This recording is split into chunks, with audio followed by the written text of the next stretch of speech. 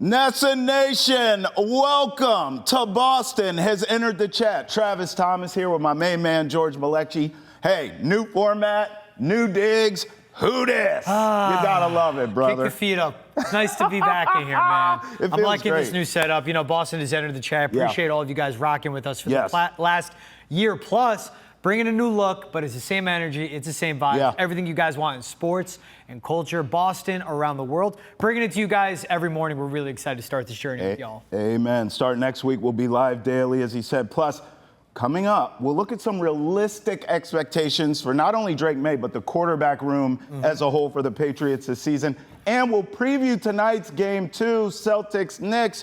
George and I were in the building for Game 1. We felt that energy of TD Garden, but it wasn't quite enough. So we'll get into that and preview Game 2 tonight. And we always say, Boston has entered the chat, is interactive, so make sure you email us, thechat@nesson.com. You can also tweet at us using the hashtag NessonChat. But let's start with the Pats, George, since I teased it there. Drake Maye, obviously all eyes on him this season.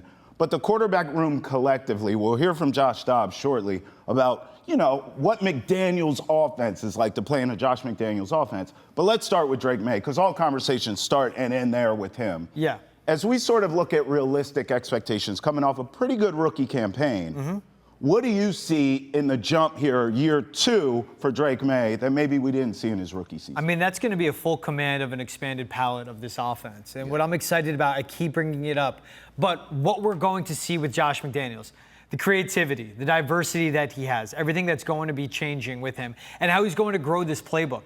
He was away from football for a year, straight up away from coaching football at all, which is such an anomaly for him.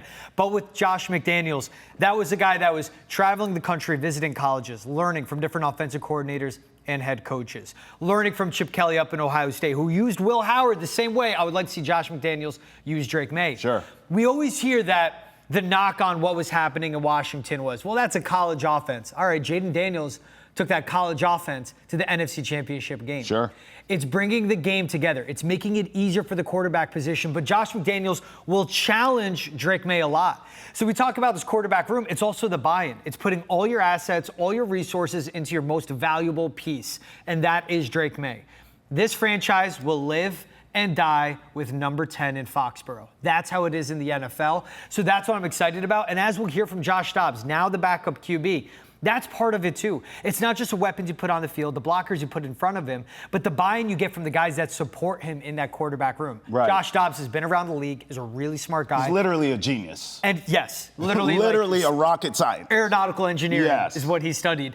And he also majored in the West Coast offense. Right. In Minnesota with Kevin O'Connell, and in San Francisco with Kyle Shanahan. And now he brings that knowledge to New England. That's what's so important. So I expect a lot from Drake Maye, man. I expect a big jump. I am looking for top 10 numbers in pretty much every category. And I'm talking turnovers tay. We'll get into that. Okay, because there's more usage. There's more frequency of him throwing. That's why you're thinking turnover. We can go there now. It's fine. Why are you thinking more turnovers? Because you're going to be asking more of him. Yes? Not asking more of him. I'm saying top 10 numbers of turnovers. And when I say that is dialing it back. He had 10 interceptions last season. At one point, he threw an interception in 7 straight games. He didn't start until week 6. That has to be cleaned up. But along with that, you talk about the upgrade in usage. This is a guy that's going to have 650-plus rushing yards, in my opinion. And we could see him flirting with 4,000 passing yards. He doesn't have to get to that number to be super successful. They're going to run the ball more.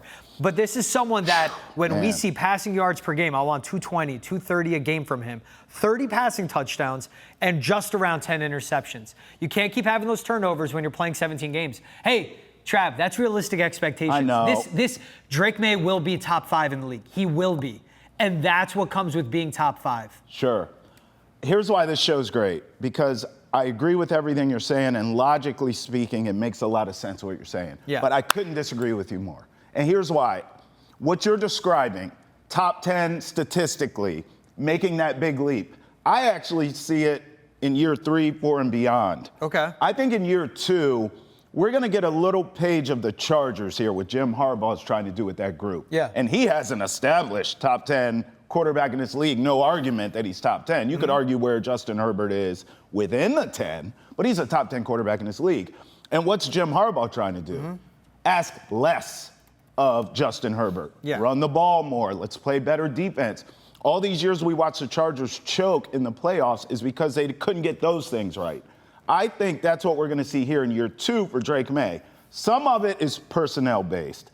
I hear you, flirting with 4,000 yards and all that. God, that sounds great. It sounds great in fantasy football. It sounds great in reality football. I just don't think they have the personnel to do that. Yeah. I don't believe this second or third act, depending how you look at it, of Stephon Diggs is going to be some great thing here. I think this guy's coming off of injury. I think he's older.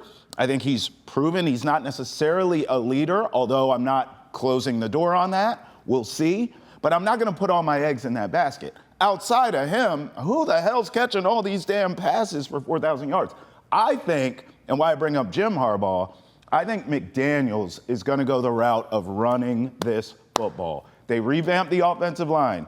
You bring in a Henderson now with a Stevenson. I still think they're not done there. I think we're going to have a running back by committee here in New England. I think this team is going to look very similar to past years in that they're going to try to run the ball, not turn the ball over, play solid defense, be in games, and then Drake Maye magic late. I think that's going to be the formula for this team to be successful. So I don't think we'll see some big jump from year 1 to year 2 in Drake Maye's development. Yeah.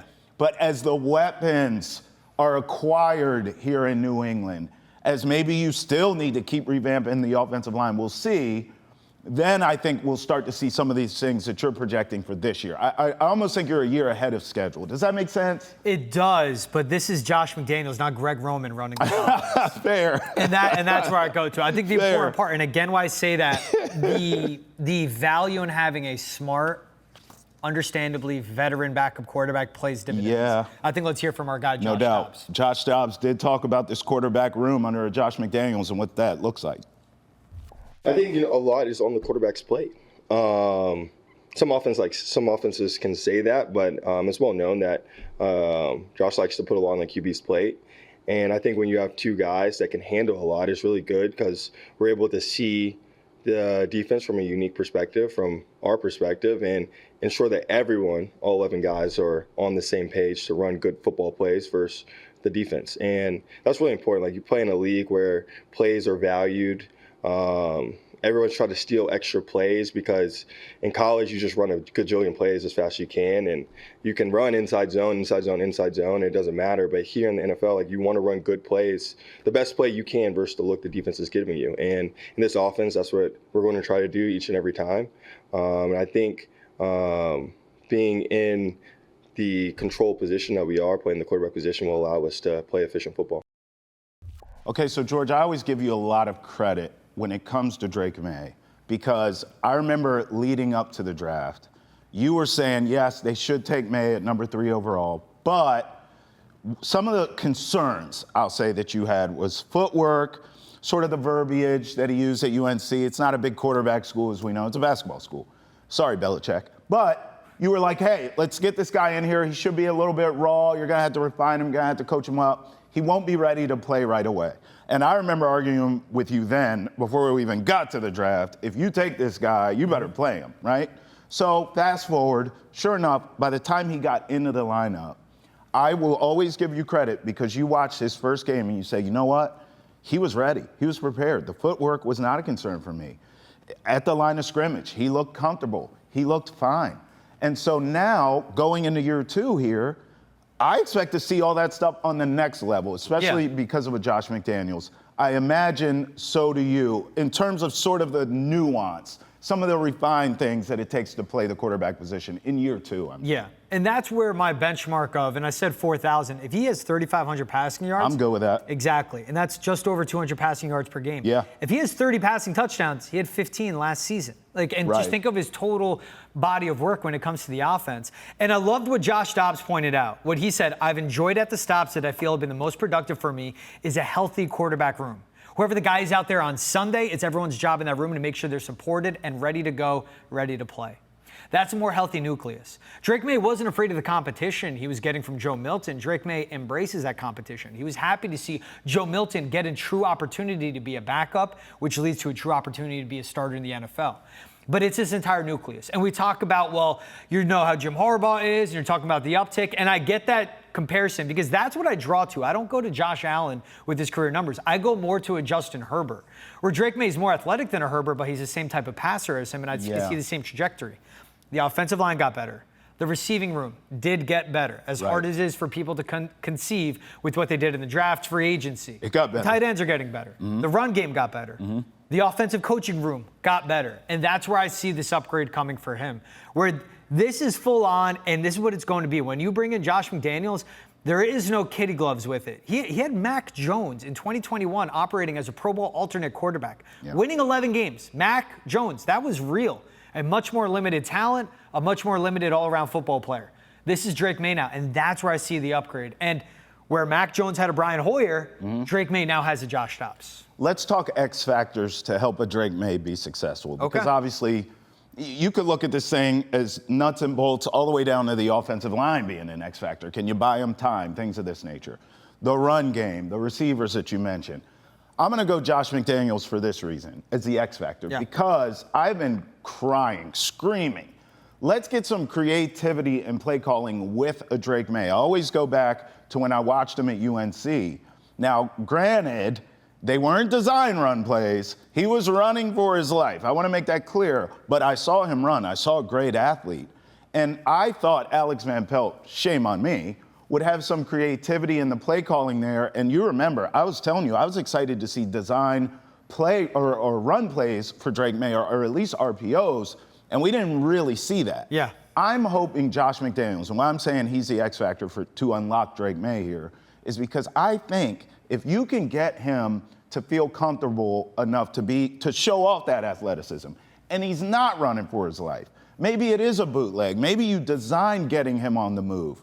Maybe in the red zone, you give him a chance to sniff out the end zone with his legs as opposed to throwing it. Yeah. I think that could unlock another part of Drake Maye that we have yet to see in New England, although it's still early. It's just been his rookie year. But I think in year 2, we could see more of that. And that could make Drake Maye, I'm not going to call him dual threat like some Lamar Jackson, but it's another wrinkle in the offense. I think Josh McDaniels is the X factor for this offense. And I think he can be that. And I hate to echo you, but I do agree where it comes down to Josh McDaniels. But it's beyond how he's going to use him. It's how he is going to allow Drake Maye to grow, but be smart with the football. Yes. And what I'm talking about with that is we saw him behind the worst offensive line in football at one of the highest pressure rates in the league. That's right. Pressure leads to mistakes. Mistakes lead to turnovers. Turnovers lead to losses. Yeah. This team has to see an uptick in wins. They also have to see an uptick and an improvement in Drake Maye's overall performance. Be smart with the football. Learn to live what the defense gives you. Get the ball out quick. And then that sets up down the road, down the game, later, third, fourth quarter, those deep shots, which Drake Maye loves.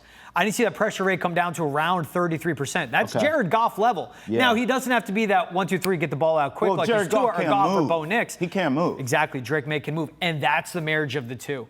So I think the X factor, you say Josh McDaniels, I'll go one below you. I'm looking at Thomas Brown and Ashton Grant. Thomas Brown's a passing game coordinator. Ashton Grant's a quarterback coach. They've never been in Josh McDaniels' system before. That is those guys speaking with their chest, calling out Josh McDaniels when he's coming up short, but leading to success and a successful partnership with communication that has Drake Maye set up for success and Josh McDaniels' playbook fully unfolding. McDaniels said himself, man, he goes, the best thing is some of these assistants have not coached for me before, so they can talk to me and let me know what I'm not doing right. I love hearing that. Big dog. I'm not going to lie. Collaboration and teamwork. I like hearing although I don't necessarily see your vision, I love hearing top 10 statistically for Drake Maye, because I'm telling you right now. It's my expectation. If you're right, we're going to be talking about a wild card. We are. They're going to at least be competing for a wild card. Yes. If Drake Maye makes that type of leap, George, you're talking about a wild card possibility here. We ran through it last year. If Mike Vrabel was a head coach this past season, this would have been a 6, 7, 8-win team. That's right. Now Mike Vrabel's in with an offensive line, a receiving room, and an actual offensive coordinator and Drake Maye. I love it. All right, coming up on Boston has entered the chat. We'll examine the top 3 trending stories in sports, but you won't want to miss this. My man George is going to try to talk me into going back to video games. I retired a long time ago. Pick up the sticks. I might have to come out of retirement for this. Keep it locked to us. Boston has entered the chat. We'll be right back.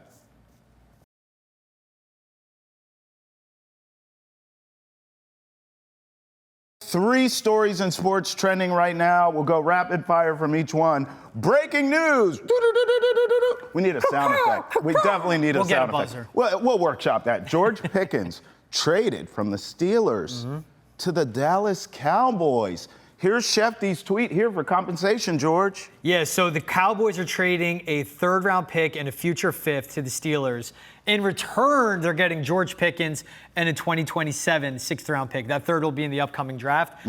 Great trade for the Cowboys if they can get George Pickens to lock in. This is a guy that, when he's on the field, he's one of the best receivers in football. Go up, jump ball. Now you have him opposite of a CeeDee Lamb, where CeeDee Lamb is a surgeon with his route running, with getting separation, and can be a bit of a personality himself. But George Pickens is that down-the-field receiver, which they did not get in this draft. Right. Jump ball receiver, a threat in the red zone. And when he's playing, this is a guy that's 15-plus yards per reception. He has 60-plus catches, and he could easily hit 1,000 yards. But my thing with the Cowboys now, let's look at their offseason, and this is where I want to give them credit. They added Tyler Booker to complete their offensive line. They got Siobhan Ravel in the draft. They needed to get better in the cornerback in their secondary. They added our guy, Donovan Ezaraku, to Micah Parsons and Oso Odighizuwa up front. Defense got better. Yeah. Protection got better. Jadon Blue is that home run hitting running back out of the backfield on 3rd down. And now they add George Pickens to CeeDee Lamb with Dak Prescott. And you have Jake Ferguson at tight end. This is a great offense, but when stuff goes sideways and Jerry's being Jerry and CD's being CD and George Pickens will be George Pickens, we'll see how all these personalities come together. This is going to be a disaster. You just said if you can get him to lock in, that's a problem. Who's going to get him to lock in? Mike Tomlin, one of the best coaches ever of all time, one of the best coaches in this league, couldn't get this moron to lock in. But you think Big D, Dallas, Jera, Brian Schottenheimer, who they didn't even want to be the head coach, is going to get him to lock in? Dak Prescott, who's in more commercials than he is games, is going to get him to lock in? CeeDee Lamb, the diva? Not no, but hail to the no. This is going to be a disaster, and I'm here for it. You just ruined my football wet dream, man. Just saying. All right, Tyrese Halliburton wills the Pacers in a final second upset win in Cleveland and go up 2-0 over the Cavs. He hit the game winner. Listen, bro did everything. He grabbed a rebound, he ran back, he dribbled it out, stepped back, in your face, game. I mean, this dude is electric. And what a swing this game was. Cavaliers without Darius Garland, Evan Mobley, and DeAndre Hunter, all with like pretty significant injuries. Yes. Now they're down 0-2 at home. Dude, Cleveland led 119 to 112 with under a minute to go, and the Pacers scored the next 8 points in this game. And Halliburton, everyone in that arena knew what he was going to do. He lipped the free throw. He missed it on perfect. Miles Turner tips it out. Hey, the combo we've been about, watch out for the Cavs, watch out for the Cavs. They've had that 1 seed all regular season long, and the Pacers as a team we're sleeping on. Celtics may not have to worry about the Cavs. Down 0-2, dropping both games at home. That crowd in Indiana is going to be rabid. Tyrese Halliburton and Aaron Nemhard have been absolutely electric. Which they were last season, too, in the postseason. Exactly, but they've been even more locked in. Yes. And, bro, Donovan Mitchell dropped 48 points, and you drop the game. D-Mitch did everything he can. Yeah. And this was his issue last season. That's right. He wanted out of there. Now they're down 0-2, man. That is a whole different story. Go down 1-0, drop it like the Celtics. I'm not worried. Now I'm worried. Okay, I think you did a great job covering it from the Pacers angle. So I want to look at it from the Cavs angle because is this not so Cleveland? Everything's working for you, finally. I mean, the regular season was a gem for them. Now you get to the postseason. All of a sudden, you have injuries piling up out of nowhere. They were healthy all year. Now you have injuries piling up. You're at home. No excuses here. Like, you're at home. And you still lose. It doesn't matter. And it's in true Cleveland sports fashion. Every single time this happens to them, it's Heartbreak City. It's game winners. It's, oh, we had it, but you didn't because you're losers, okay? It is over for the Cavs. This is a terrific regular season team. This is what we're seeing. And we've seen this before in the NBA. Yeah. They're a great regular season team. But when all the chips are on the table, They blow it every single time, George. And every it is. time. Garland with the toe, Mobley with an ankle, Yeah. DeAndre Hunter with a thumb. That adds to it, too. All right, a new Grand Theft Auto trailer came out, and the world's going crazy. So George is going to talk me into this because I haven't played video games in many moons. 70 million people viewed this trailer in under 24 hours. There it is right there, screenshots. GTA 6. My man, we got a GTA 6 trailer. GTA 7. Oh, is it 7? Sorry. No, it's 6. Is GTA it 6 trailer Whatever. before the Cowboys got a Super Bowl. That's all I'm thankful for. I mean, bro, this has been 13 years in the making. We've been waiting for this for a minute. I love it set in Miami. I was locked in. The graphics are insane. Yeah. I cannot say enough the amount of hours I have poured into just running around, getting myself up to 5 stars, running from the cops, all GTA 4 for me. This is the stuff that comes out, makes me want to get a console, my man. It was this and NCAA football making its return. Now that I can have the conversation. Let me explain something. When I was a gamer, I only played sports games. None of my friends, it drove them all crazy. GTA was out, Red Dead Redemption, all these games. I played them, but the first person and all that, I didn't have time for that. I was on FIFA, I was on Madden, I was on college, I was on NHL, I was on the show. I didn't play this stuff. Look, I respect the franchise, but it ain't for me. Our esteemed producer, Ethan, has already made it clear. This comes out next year. He's like, bro, I'm putting in my vacation time now. I'm not gonna be here for a week playing this game. I don't blame him. What? It's that good. You better be You've been here. waiting this long. No, you got to You work. would absolutely love it, my man. I I'll know, be that's- here. Everyone tells me that. Like, this game was made for you, It Trav. literally You love is. it. Run around, act a fool, run from the cops. I Who did that in cares? real life, bro. Race cars. That's what exactly. Travis, when he was 22, will come back. But in video games, no repercussions. You just hit reset. I don't know. If I get video games now, I mean, listen, I'm going to need your couch because there's no got way you. my wife's going to let me stay there. I'm just saying. All right, George and I were at Game 1 the other night at TD Garden.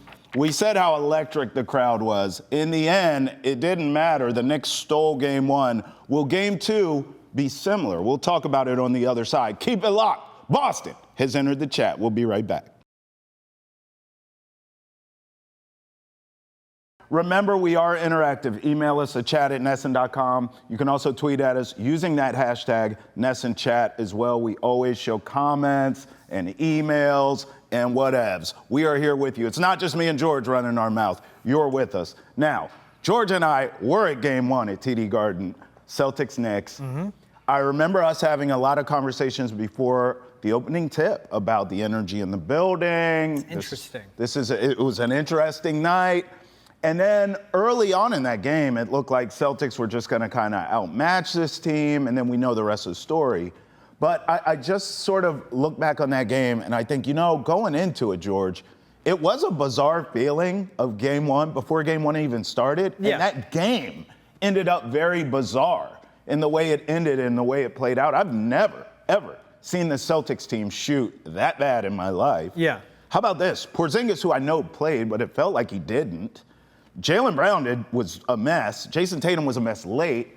It just, with all that stuff happening, somehow you still go to overtime and you barely lose. Yeah. It just felt like it took a lot for the Knicks to win that game. I know the Celtics blew a big lead, but it was such a weird game that I'm not going to put a lot of stock into the Game 1 win. I like the Celtics tonight. Yeah, and that's Porzingis leaving the game with an illness. Yeah. That was just questionable, and he looked winded on the floor. Talking about the atmosphere, you and I kept talking about the crowd. 7 p.m. tip, Monday night. weird, I guess bro. it's hard to make it on time. A lot of empty seats. Yeah. But even when that stadium, the arena was packed, I've been in there. It didn't feel like a playoff atmosphere crowd-wise. Right. Getting really quiet down. Now, when they got loud, they got loud. It was locked in. The people that were there, you felt their presence. But it was a unique turn where that crowd wasn't all the way locked in, and a lot of Knicks fans took over the Garden, too. There were a lot of cheers during Karl-Anthony Towns baskets, Jalen Brunson baskets, Deuce McBride chants drowning out the Deuce Tatum chants. That's what it felt like. So the Knicks fans showed up.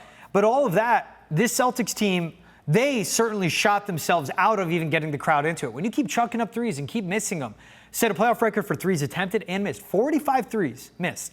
Missed 45 of 60 attempts. Took 60. 20 of their shots in the third quarter, 19 were from beyond the arc. That's just absurd. And you see Jason Tatum go 0 for 7 in the fourth quarter.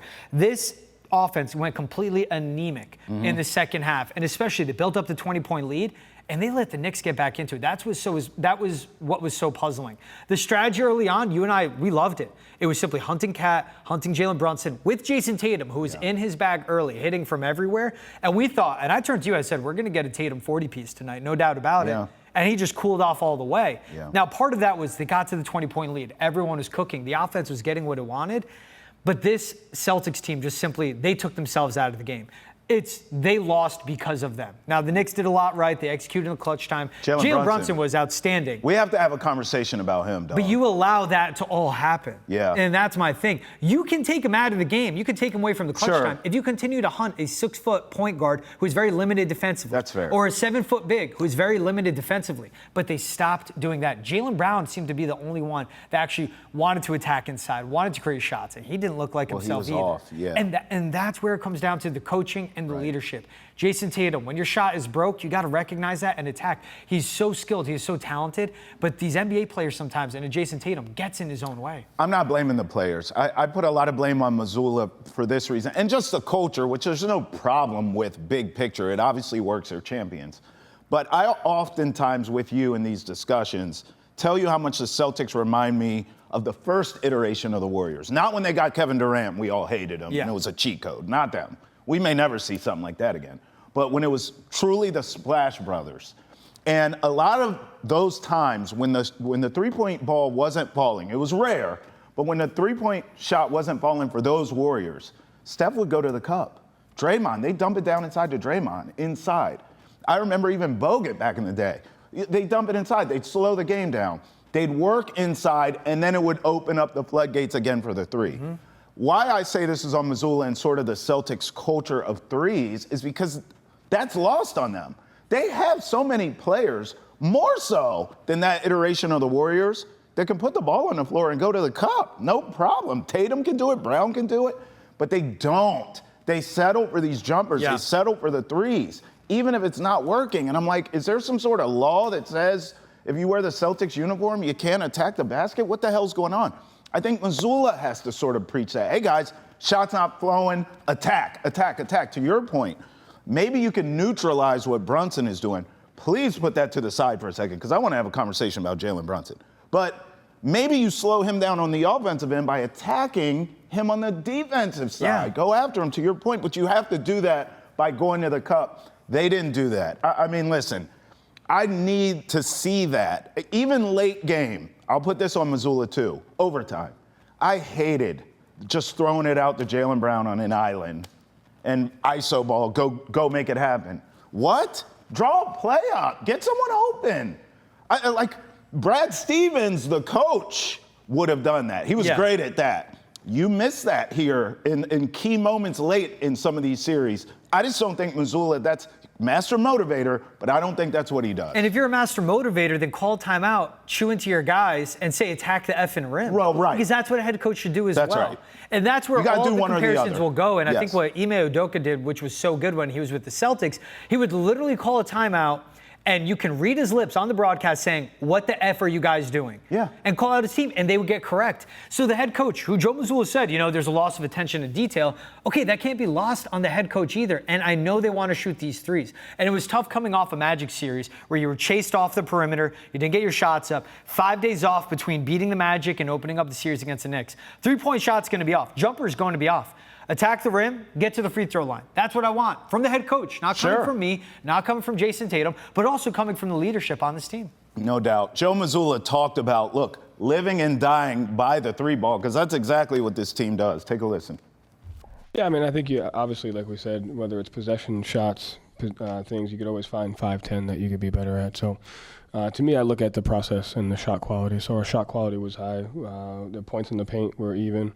We shot one more layup than they did. We shot 10 non-paint twos. They shot, much more than that. And so you have to take a look at the process of what we're trying to accomplish. And, we were able to accomplish good results for the most part. And like I said, there's probably, 8 to 10 shots that we could be better at for sure. You scored 30 points in the last 22 minutes, I want to say.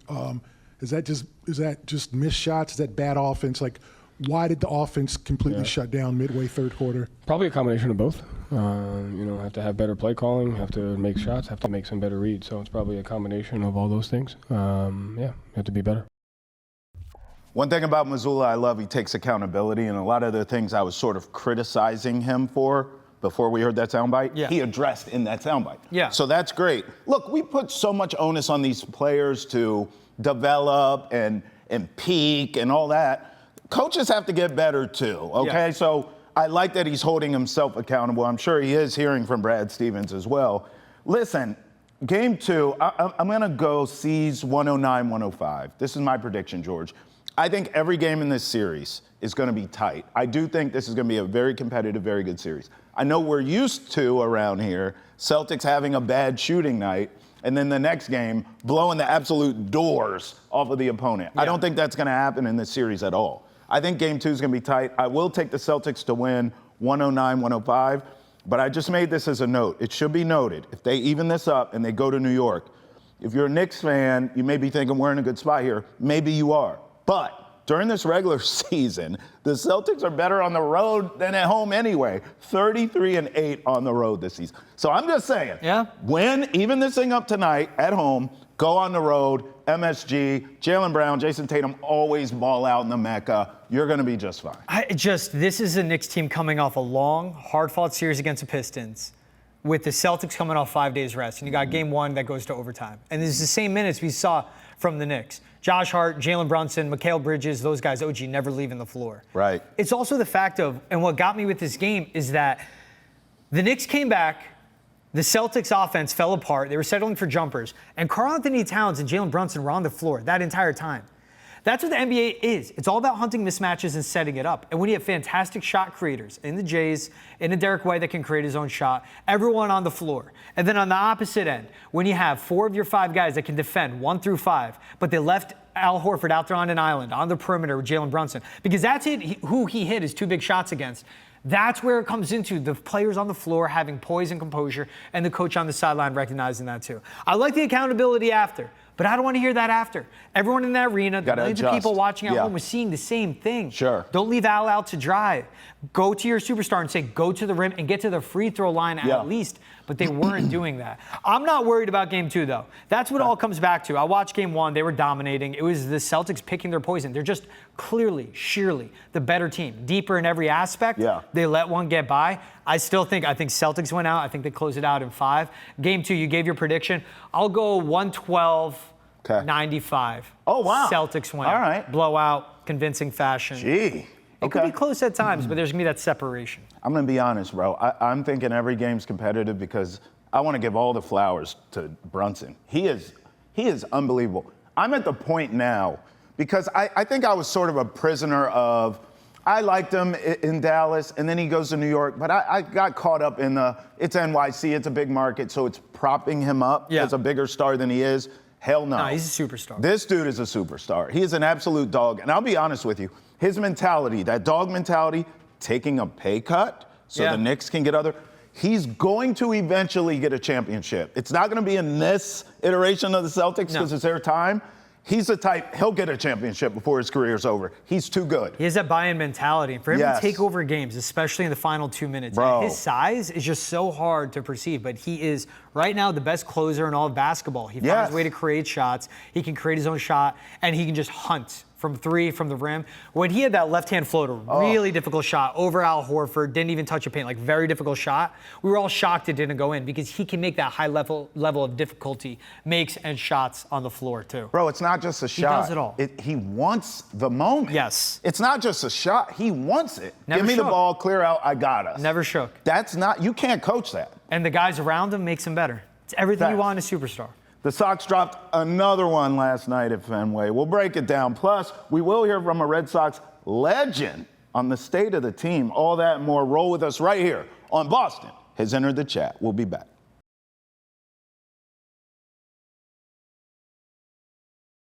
When I was asked to make those calls, I just tell them the truth in my experience on playing in Boston. I'm not. I think at the end of the day, we're all grown men. Everyone has families. They make their own decisions. I could only give you my personal take on what my experience is like. And if you win in Boston, it's the best place in the world. You know what I mean? And it's challenging every day. They demand you to play hard. I just told them, my experiences and because I don't know anywhere else. It's not like I can be like, oh, well, it's different from Houston or, Tampa or New York. I don't know what it's like there. I could just tell you what I, experienced and it was all positive. So, I think he appreciated that. He was, we talked some numbers here and there, but it wasn't like, I said, listen, man, I'm not an agent. I'm not, I'm not writing checks. So I could just tell you what it's like in Boston. So, but it worked out. He's playing great. I think he's liking it. So hopefully, it continues for a long time. There he is. I mean, Dustin Padrioa, first of all, thank you for helping to pitch Alex Bregman to come to the Red Sox, signed, sealed, delivered. So thank you, and thank you for everything you've done for the Red Sox, period.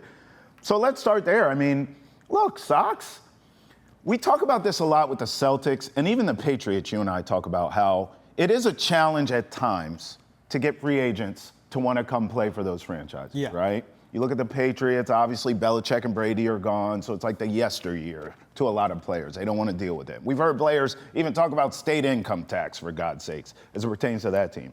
With the Celtics, a lot of times you're dealing with black players. So there's a preconceived notion, Boston, I'm not going there. Yeah. So you have to deal with that. I don't look at it the same way, not to take away from Dustin Padrioa here, but I don't look at it the same way with the Red Sox. In baseball, it is such hollow ground. Fenway, the Red Sox, the brand. Yeah. I feel like it's a little bit easier to convince players to come here, especially one of an Alex Bregman stature. But a Dustin Padrioa helping push that along, someone who has won here, someone who is a legend here, certainly doesn't hurt, George. Yeah, it's also to address it what it is, too, when you're recruiting free agents. They hadn't made the postseason in 3 years. Yeah. When they got there in 21, that was an overachieving roster. Right. And there has been that where the lore of the Red Sox may have been a little tainted because of the lack of postseason productivity. Yes. And a guy like Alex Bregman, all he knows is ALCSs and right. World Series in his entire career. But what Pedroia pointed out is when you win, this is a city that actually understands it, perceives it, and respects it and appreciates it. Right. Because there is, I say it all the time, in all the major sports, there's Boston, New York, Philly, LA. You win there, it's different than anywhere else. You can bring a little Houston, a little Dallas into that combo depending on the team. But that's what Pedroia drove home is like, this is a sports city. And for a guy like Alex Bregman that always has a chip on his shoulder, that was drafted but went to college and said, all the teams that passed up on me, I'm going to make them pay, and like made his whole career off of that, was disrespected how he takes it in free agency, not getting the long-term and the AAV that he wanted. Right. Comes to Boston with a high money deal, but still a prove-it deal. He has all the opt-outs. He overachieves. He resets the market. He can opt out and get paid. And he's done all that, where he's one of the best hitters, top 12 in pretty much every major hitting statistical category this season. But that's what you get when a Pedroia, a guy that's won 2 World Series, earned his way, is a Hall of Famer because of what he achieved in Boston, what he meant for those teams. And he's that guy where what he does, what he didn't show up in the box score every day. And he wasn't the best baseball player out on the field, but he made everyone around him better because of his compete and how much he brought to the team and all his sacrifices. That's the type of guy you want to be a salesman. And he knows Alex Bregman is that next type of leader. Those teams, 07-13, won the World Series, and Dustin Pedroia was a huge reason why. What he brings every day to that ball club. Sure. That's what Alex Bregman brings now. What he's been doing. He's hitting 315, 973 OPS. He's one of the most efficient and one of the most explosive bats in the league, and I'm taking away from the home runs. Sure. But if you even look at the analytics with the runs created plus and all those numbers, he's elevating this roster and lineup right now. One that is underwhelming, 18 and 19 so far in the season, but he's certainly elevating that. That's an understatement. I agree with you, but I'll also say what you're saying is a little incomplete. I actually think Alex Bregman's most valuable asset, and I'm glad you went through the numbers, because he's doing just fine, but his most valuable asset is when and if you get to the postseason.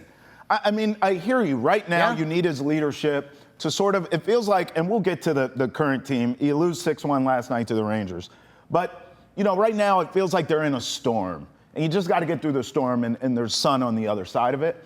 But if you can get into the postseason, that's really when you'll see the most valuable assets that an Alex Bregman brings you, but you have to get there in order to see it. Yeah. Because we know how clutch he is. We know he can lead you. We know he knows how to win World Series. So that's a guy that I feel like if this team can break through and get it together and get into the postseason, then you'll really see bringing him here, and that'll pay off. Because this is a team that needs that experience no matter what. I know, and when they get a Garrett Crochet, when they went out and traded for an ace like a Garrett Crochet, they signed an Alex Bregman. We're looking at the lineup. Everyone's talking World Series, could win the AL, it's wide open. Yeah. For me, the importance was when they get to the postseason, if they get to the postseason, is a guy, to your point, like Alex Bregman, the foundation of this team is still a very young core. And when they reach their maximum, when they reach their peak, Bregman may not be in the lineup, but he is the guy that lays down that foundation in 2025 that pays off in 27 or 28. When Jaren Duran is stepping up, when Marcelo Meyer and Roman Anthony are now. I'm ready for that now. When Christian Campbell is doing that, right? But that's what he establishes. That's why you bring in the vets, professional hitters. Justin Turner was that for Jaren Duran and helped him out to this day and still a mentor. We saw it in the Netflix doc.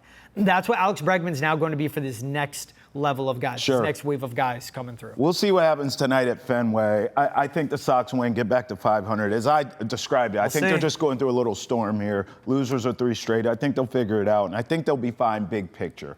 But you brought up Meyer and Anthony. I'm ready to see both of them now in the lineup right now. Like, I've seen enough. These bats are not consistent enough for me. They go cold sometimes. They're just inject these young prospects who we're all waiting for. And they look ready, George. Anytime we see a highlight, they're doing great things. Inject them into the lineup. Let's do it. Why the hell not? But at the cost of who? When you have a Christian Campbell that was producing and eventually knew water would feel its level. But shuffle around who and what do you do defensively? Because that's the logjam they have. This is always a team, if relatively healthy, and all the talk was, what do you do with the outfield? Well, we see what Abraham Toro does. He started at first base for the Red Sox, gets a hit. But with Costas going down, it's not as easy. If you elevate a Roman Anthony, all right, is he playing right? Then what are you doing with Willie Abreu?